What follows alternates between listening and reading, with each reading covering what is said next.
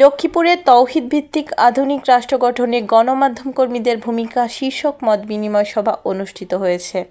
৪ October শনিবার লক্ষ্মীপুরে press ক্লাবে অনুষ্ঠিত সভায় কুমিল্লা অঞ্চল হেফজুত তৌহিদ শাখার আমির সাইফুল ইসলামের সভাপতিত্বে প্রধান অতিথি হিসেবে বক্তব্য রাখেন হেফজুত তৌহিদের কেন্দ্রীয় শাখা শিক্ষা ও প্রশিক্ষণ উপসম্পাদক রাকিব আল হাসান লিহি।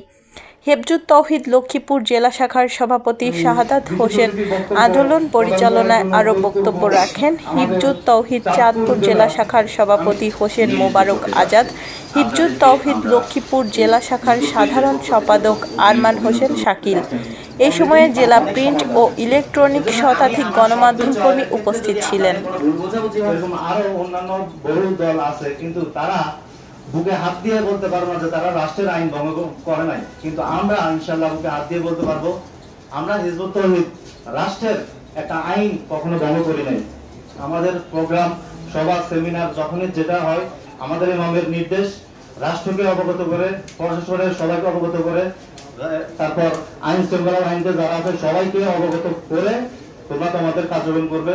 তো এই প্রেস ক্লাবে যখন আমরা প্রোগ্রাম করব তখন থেকে আমরা একদম শুরু থেকে থানাকে অবগত করে সকল জায়গায় অবগত করে আমরা এখানে বৈধভাবে আমরা এখানে প্রোগ্রাম করতেছি এবং সাংবাদিক ভাইরা সবাইকে নিয়ে মত বিনিময় সভা করতেছি। শৃঙ্খলা বাহিনী সে তো সব জায়গায় থাকছে না এবং থাকা সম্ভব না, কাজে তাকে যে একটা আধ্যাত্মিক ভাবে তাকে অনুপ্রাণিত করে যে অন্যায় থেকে বিরত রাখতে হবে সেই ক্ষেত্রে ধর্মের কোনো বিকল্প নাই এবং এদেশের মানুষের কিন্তু ধর্ম বিশ্বাস আছে।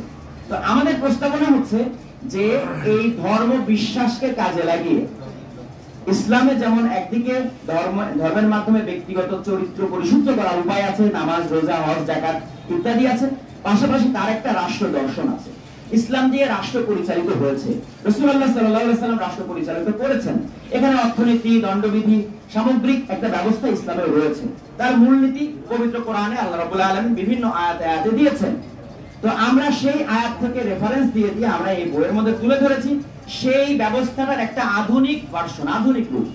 অর্থাৎ 1400 বছর আগে রাসূলুল্লাহ যেটা কায়েম করেছিলেন মূলনীতি সেটাই থাকবে, কিন্তু বর্তমান আধুনিক এই সমাজের সাথে, যেমন নিশ্চয়ই 1400 বছর আগে ট্রাফিক আইন ছিল না, নিশ্চয়ই 1400 বছর আগে মহাকাশ বিদ্যার কোনো আইন কানুন ছিল না, নিশ্চয়ই সেখানে আপনার বর্তমান আধুনিক বিশ্বের অনেক কিছু আছে যেগুলি সেই কোরআনে কিন্তু আলোচিত হয় না, কিন্তু মূলনীতি আছে।